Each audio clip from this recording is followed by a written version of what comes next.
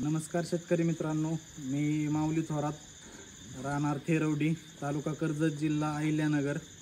माझ्या डेअरी फार्मचं नाव AM डेअरी फार्म आहे। तर मी दूध व्यवसाय 2019 पासून चालू केला। खरं तर दूध व्यवसाय आमचा वडिलांपासूनच चालू होता, पण मुक्त गोटा वगैरे ही संकल्पना आम्ही 2019 पासून केलेली आहे। तर 2019 नंतर मी वैयक्तिक ह्या व्यवसायात उतरलो। तर त्याच्यानंतर मला जाणवलं की ज्या गायी होत्या त्यांच्या होणाऱ्या कालवडी आमच्या दूध वगैरे गायींपेक्षा म्हणजे त्यांच्या आईंपेक्षा कमी द्यायच्या। तर मी थोडीशी यूट्यूबवर किंवा इकडं तिकडं थोडीशी माहिती घेतली, तर मला तो ब्रीडिंगचा कन्सेप्ट थोडा माहिती झाला। त्याच्यानंतर मी 2020 नंतर मी ब्रीडिंगला सुरुवात केली।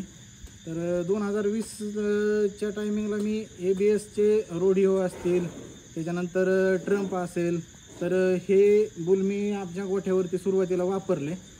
तर 2 वर्षानंतर ABSचे ट्रम्प आणि रोडिओ ह्यांच्या कालवडी माझ्या गोठ्यावरती दुधामध्ये आल्या। तर रिझल्ट सांगायचं झालं तर ज्या आपल्या गायी होत्या लोकल, त्या गायींपेक्षा 8-8, 9-9 लिटर पहिला रो कालवडींनी ट्रम्पने आणि रोडिओने आईपेक्षा जास्त दूध पण दिलं। आणि स्ट्रक्चरमध्ये खूप बदल झाला। लोकल गायी कशा कासेला खाली असतील, हाईटला कमी, लांबी वगैरे ह्या गोष्टी बी बरेच इम्प्रूव्हमेंट झाल्या। आणि ज्या गायी आमच्या लोकल पहिल्या 2 ते 3 महिन्यात दुधाला वेल्याच्या नंतर समजा 28-30 लिटर दूध देत असतील, तर 2 किंवा 3 महिन्यानंतर त्या डायरेक्ट 20-18 लिटरवर अशा लवकर कमी व्हायच्या। ब्रीड ज्यावेळेस तयार झालं त्यावेळेस मला असं जाणवलं, ट्रम्प आणि रोडिओ हे आमच्या गोठ्यावरती 6-6, 7-7 महिने दूध पिळलं, तरी पण ज्या पीकला 38 लिटरपर्यंत माझी ट्रम्पची कालवड पहिला रो गेलती, तर 6 महिने जरी पिळली तिला तरी पण 30च्या खाली आली नव्हती। तर असा मला बदल जाणवला ब्रीडमध्ये। त्यामुळं मी आता बऱ्यापैकी ABSचे स्पाईक असेल, आर्माडा असेल, हे रोडिओ, ट्रम्प, त्यानंतर जर्सीवरती बी मी ही बघतो आपण ही ABSची टायसन असेल, असे बऱ्यापैकी मी ABSचे बुल वापरले। तर रिझल्ट वगैरे एकदम चांगला जाणवला मला त्याच्यामुळं। आणि माझं तर मत काय आहे की आपल्या खिशाला जे परवडेल ते सिमेंट आपण सिलेक्ट केलं पाहिजे। आणि ज्याचे रिझल्ट ग्राउंडवरती जे आलेत किंवा आपण जे बघतो शेतकऱ्यांचे, ते बुल जर आपण निवडले तर आणखीन जास्त फायदा होईल। तर मी ABS स्पाईक, रोडिओ, आर्माडा, ट्रम्प हे बुल आता मी वापरत आहे। आणि सध्या मी आर्माडा वगैरे बऱ्यापैकी वापरला आहे आता गोठ्यावरती। एक 5 ते 6 कालवडी शॉर्टेडने आर्माडाच्या मी गाभण ठेवलेल्या आहेत। तर असा आपला AM डेअरी फार्म आहे, जो बऱ्यापैकी आपण आता ब्रीडिंगवरती फोकस करून पहिल्या, दुसऱ्या, काही तिसऱ्या जनरेशनच्या सुद्धा कालवडी आपल्या इथं तयार केलेल्या आहेत आपण।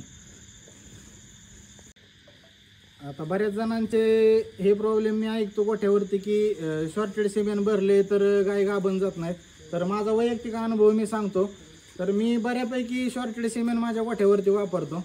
आपलं जर चारा मॅनेजमेंट चांगला असेल आणि आपलं म्हणजे पूर्ण गोठ्याचं मॅनेजमेंट जर चांगला असेल, तर 50 ते 60% प्रॉब्लेम तिथे सॉल्व्ह होतात। आता माझा वैयक्तिक गोठा मुरगासावरती 70 ते 80% वर्षभर असा चालू असतो।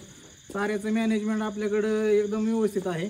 आणि माझं वैयक्तिक मत असं आहे की बऱ्याच जणांना काय वाटतं की पहिला रोला शॉर्टेड वापरलं नाही पाहिजे, पण मी तर ह्या मताचा आहे की पहिला रोला शॉर्टेड वापरलं पाहिजे।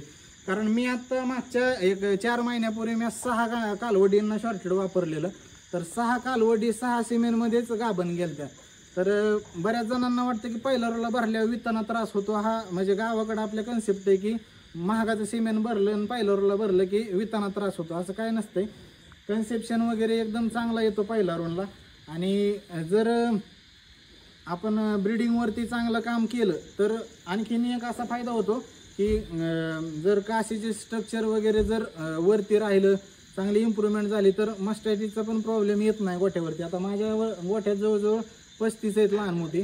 तर आपल्या गोठ्यावरती मस्टॅटिसचा अजिबात प्रॉब्लेम कधी आलेला नाही. एक 4-4, 5-5, 6-6 महिना कोणत्याच गायला कसलाच मस्टॅटिस वगैरे होत नाही. तर तो एक फायदा आहे ब्रिडिंगचा. आपल्या काशीच्या ह्याच्या इम्प्रूव्हमेंटमुळं बाकीच्या गोष्टींमुळं म्हणजे मस्टॅटिस वगैरे होत नाही. तर ह्या 2 गोष्टींवरती म्हणजे बऱ्यापैकी मला रिझल्ट आला आहे.